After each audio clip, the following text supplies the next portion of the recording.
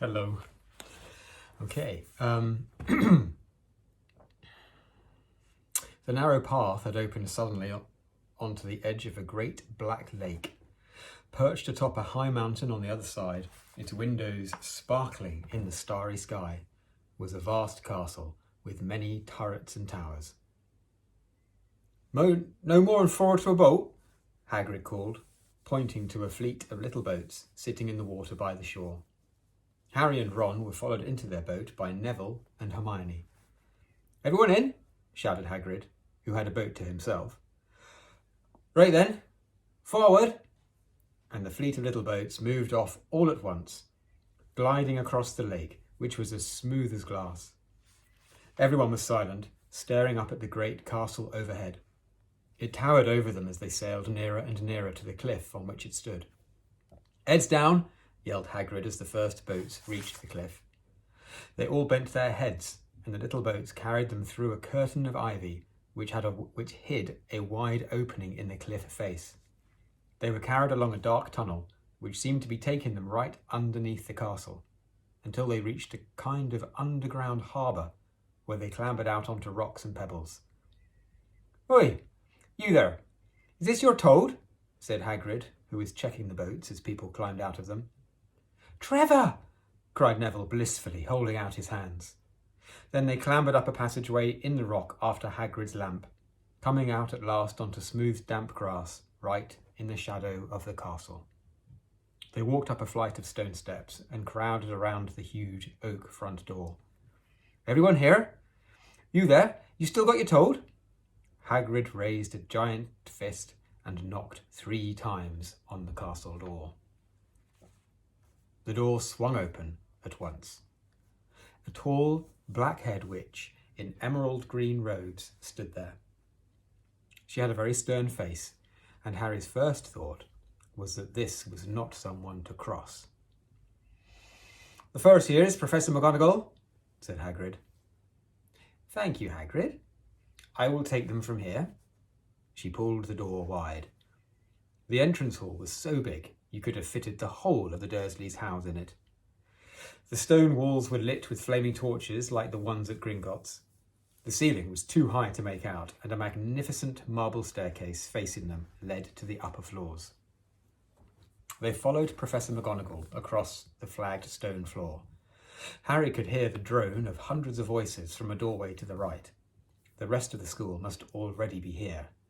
But Professor McGonagall showed the first years into a small, empty chamber off the hall. They crowded in, standing rather closer together than they would usually have done, peering about nervously. "Welcome to Hogwarts," said Professor McGonagall. "The start of term banquet will begin shortly, but before you take your seats in the Great Hall, you will be sorted into your houses. The sorting is a very important ceremony because while you are here, your house will be something like your family within Hogwarts. You will have classes with the rest of your house, sleep in your house dormitory, and spend free time in your house common room. The 4 houses are called Gryffindor, Hufflepuff, Ravenclaw, and Slytherin. Each house has its own noble history, and each has produced outstanding witches and wizards. While you are at Hogwarts, your triumphs will earn your house points, while any rule breaking will lose house points. At the end of the year, the house with the most points is awarded the House Cup. A great honour.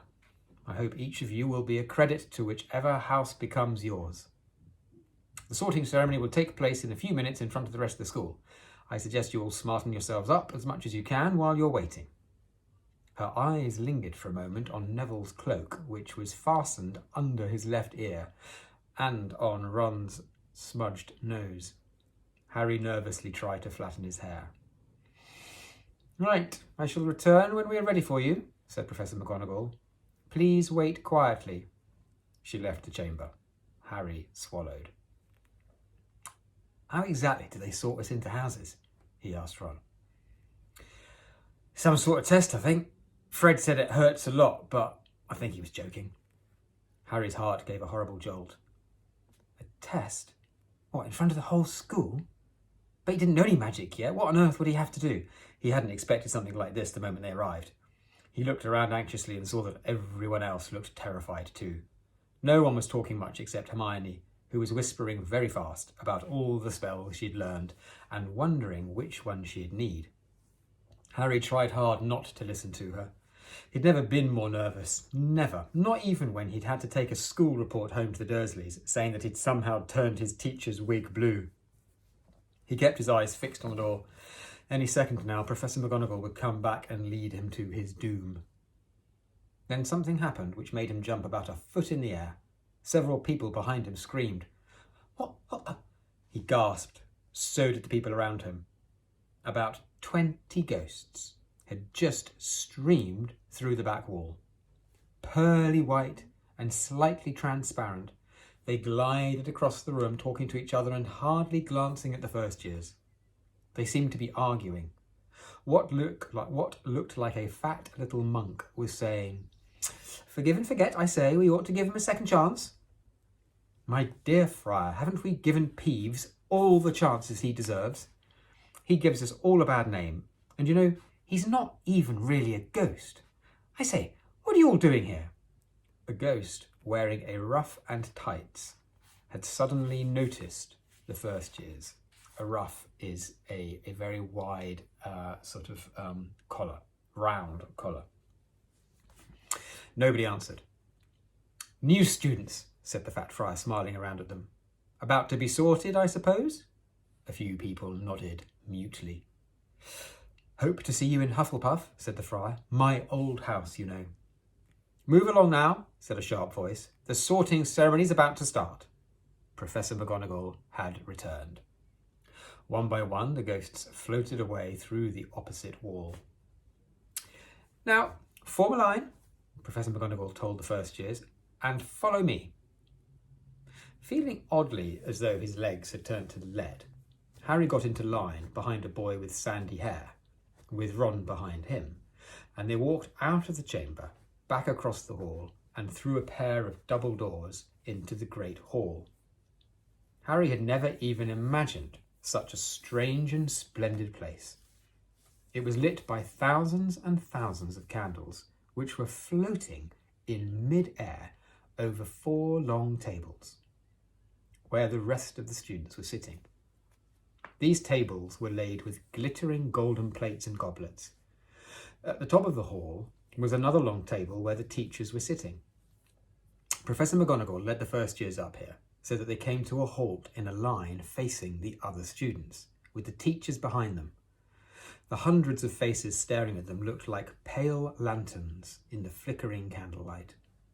Dotted here and there among the students, the ghosts shone misty silver. Mainly to avoid all the staring eyes, Harry looked upwards and saw a velvety black ceiling dotted with stars. He heard Hermione whisper, "It's bewitched to look like the sky outside. I read about it in Hogwarts, a history." It was hard to believe that there was a ceiling there at all, and that the great hall didn't simply open onto the heavens. Harry quickly looked down again as Professor McGonagall silently placed a 4-legged stool in front of the first years. On top of the stool, she put a pointed wizard's hat. This hat was patched and frayed and extremely dirty. Aunt Petunia wouldn't have let it in the house. Maybe they had to try and get a rabbit out of it, Harry thought wildly. That seemed the sort of thing, noticing that everyone in the hall was now staring at the hat. And he stared at it too. For a few seconds, there was complete silence. Then the hat twitched. A rip near the brim opened wide like a mouth, and the hat began to say, "Oh, you may not think I'm pretty, but don't judge on what you see. I'll eat myself if you can find a smarter hat than me. You can keep your boulders black, your top hats sleek and tall, for I'm the Hogwarts sorting hat, and I can cap them all. There's nothing hidden in your head the sorting hat can't see.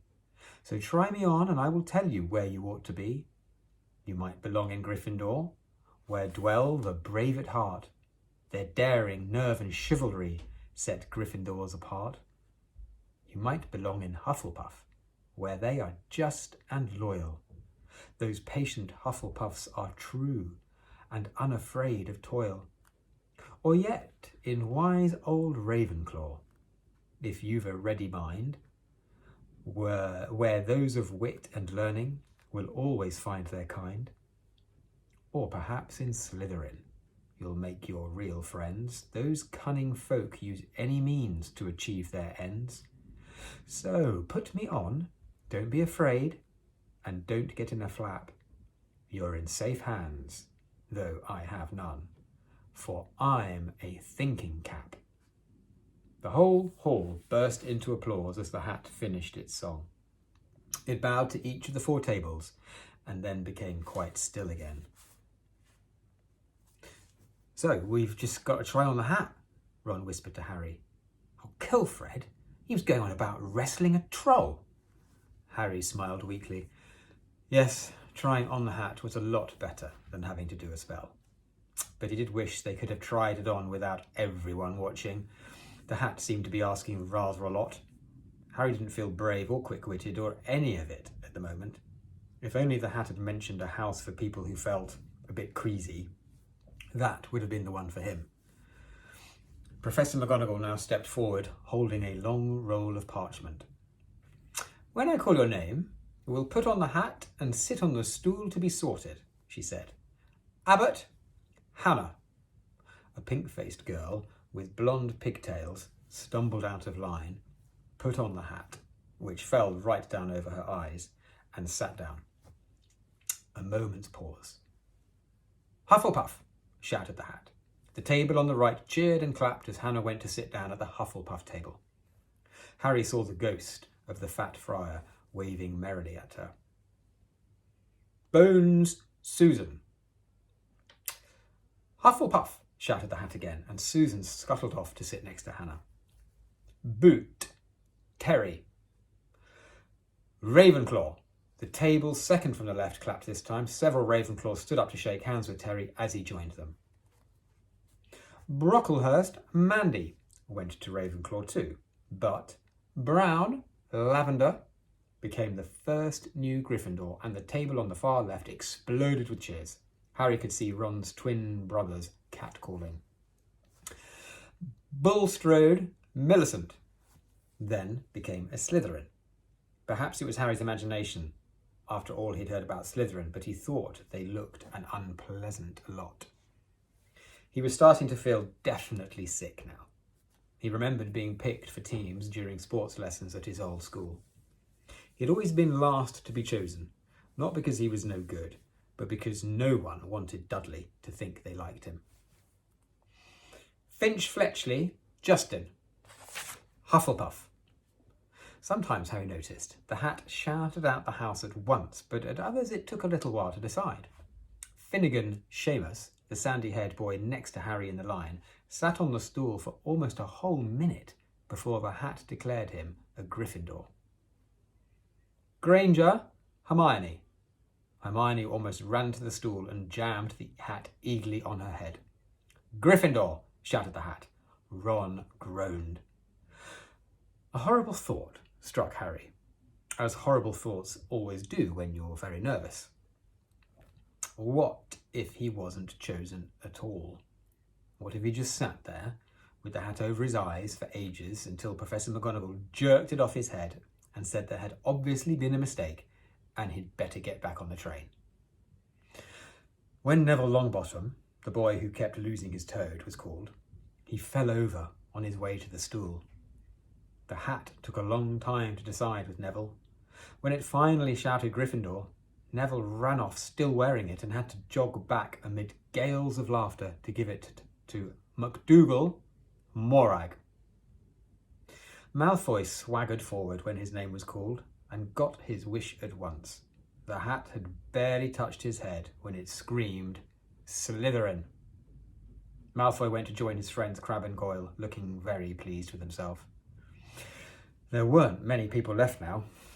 Moon, Knott, Parkinson, then a pair of twin girls, Patel and Patel, then Perks, Sally Ann, and then at last. Potter, Harry. As Harry stepped forward, whispers suddenly broke out like hissing fires all over the hall. Potter, did she say? The Harry Potter? The last thing Harry saw before the hat dropped over his eyes was the hall full of people craning to get a good look at him. Next second, he was looking at the black inside of the hat. He waited. Said a small voice in his ear. Difficult. Very difficult. Plenty of courage, I see. Not a bad mind either. There's talent. Oh my goodness, yes, and a nice thirst to prove yourself. Now that's interesting. So, where shall I put you? Harry gripped the edges of the stool and thought, not Slytherin, not Slytherin. Not Slytherin, eh? Said the small voice. Are you sure? You could be great, you know. It's all here in your head, and Slytherin will help you on the way to greatness. No doubt about that. No? Well, if you're sure, better be Gryffindor. Harry heard the hat shout the last word to the whole hall. He took off the hat and walked shakily towards the Gryffindor table. He was so relieved to have been chosen and not put in Slytherin. He hardly noticed that he was getting the loudest cheer yet. Percy the prefect got up and shook his hand vigorously, while the Weasley twins yelled, "We got Potter! We got Potter!" Harry sat down opposite the ghost in the rough he'd seen earlier. The ghost patted his arm, giving Harry the sudden, horrible feeling he'd just plunged into a bucket of ice-cold water. He could see the high table properly now. At the end nearest him sat Hagrid, who caught his eye and gave him the thumbs up. Harry grinned back, and there, in the centre of the high table, in a large gold chair, sat Albus Dumbledore. Harry recognised him at once from the card he'd got out of the chocolate frog on the train. Dumbledore's silver hair was the only thing in the whole hall that shone as brightly as the ghost's. Harry spotted Professor Quirrell too, the nervous young man from the Leaky Cauldron. He was looking very peculiar in a large purple turban. And now there were only 3 people left to be sorted. Turpin, Lisa, became a Ravenclaw, and then it was Ron's turn. He was pale green by now. Harry crossed his fingers under the table, and a second later the hat had shouted, Gryffindor. Harry clapped loudly with the rest as Ron collapsed into the chair next to him. Well done, Ron. Excellent, said Percy Weasley pompously across Harry as Zabini Blaise was made a Slytherin. Professor McGonagall rolled up her scroll and took the sorting hat away. Harry looked down at his empty gold plate. He'd only just realised how hungry he was. The pumpkin pasties seemed ages ago. Albus Dumbledore had got to his feet. He was beaming at the students, his arms opened wide, as if nothing could have pleased him more than to see them all here. Welcome, he said. Welcome to a new year at Hogwarts. Before we begin our banquet, I would like to say a few words, and here they are. Nitwit, blubber, oddment, tweak. Thank you. See you tomorrow.